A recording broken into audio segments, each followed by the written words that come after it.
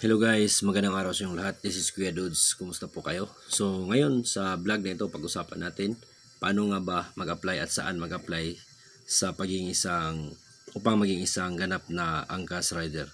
So ang angkas rider mga kaibigan ay napakalakas ngayon dahil sa lalo na sa mga matraffic na lugar, at ito ay patok na hanap buhay ng mga karamihang mga Pilipino, karamihang mga kababayan natin na merong professional driver license at saka merong sariling motor. So ito po yung mga requirements mga kaibigan sa pag-apply bilang isang angkas rider. So unang-una, valid professional driver license. So ibig sabihin nun, professional driver license na hindi expire mga kaibigan. So baka meron namang magtatanong, paano pag non-pro? So professional po yung kailangan dito mga kaibigan. So motorcycle na 2013 above model.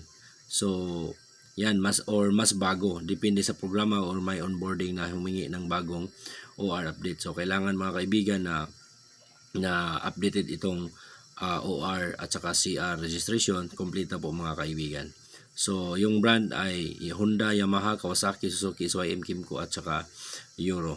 So mas maganda para sa akin ng mga kaibigan is Honda yung kukunin nyo, or Yamaha or Kawasaki, Suzuki, para sigurado na hindi magkakaaberya sa iyong biyahe. Dahil dito sa angkas mga kaibigan, talagang tao yung sakay mo, pasahero po mga kaibigan, at mas maganda po na maganda din yung motor natin. So NBI clearance, so kailangan ng original na NBI clearance mga kaibigan, dahil pag nasa onboarding process na ay hihingin yan nila mga kaibigan. So original police clearance o barangay clearance, so kailangan na meron kang police clearance na original copy din, photocopy ng ORCR ng motorsiklo mo, tapos 2 photocopy sa professional driver license. Kung hindi sa'yo nakapangalan yung motor, so kailangan mayroong authorization letter or notarized deed of sale. So na patunay na ikaw yung may-ari, ikaw yung nakakabili kung secondhand yung motor mo mga kaibigan. So, okay. So, photocopy ng valid ID ng registered owner. For example, hindi talaga sa'yo.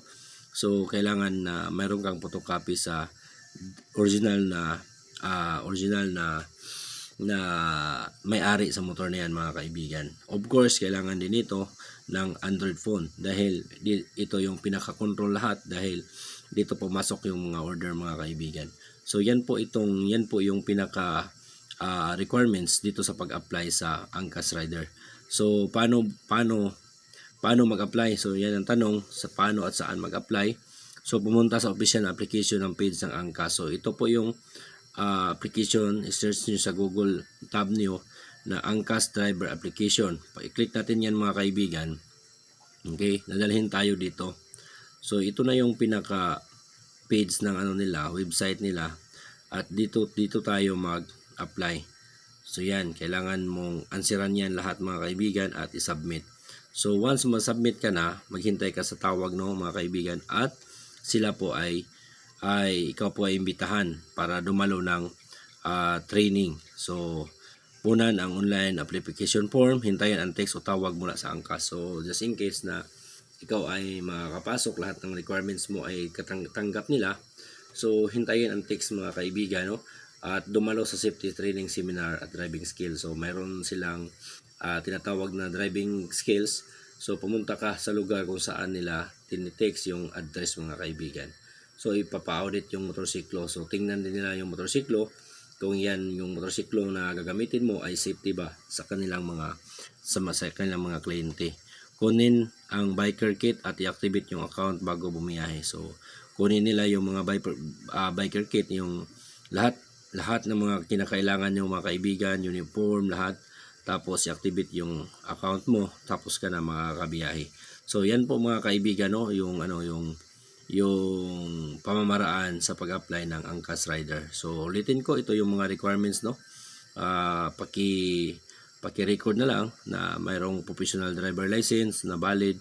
So motorcycle na 2013 above. So prepare po yung mga bagong model mga kaibigan. Original NBI clearance, original police clearance, photocopy ng ORCR, so photocopy ng professional driver license. So kung hindi sa'yo yung motor, kailangan na authorization letter mula sa may-ari at saka valid ID mga kaibigan sa may-ari. So yan lang po yung pinaka-requirements dito sa pag-apply bilang angkas rider.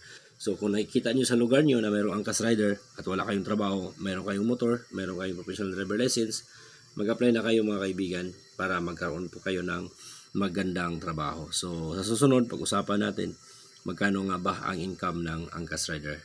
So ride safe po kayong lahat. Kung sakali po kayo ay makakapasok mga kaibigan, ride safe po kayong lahat.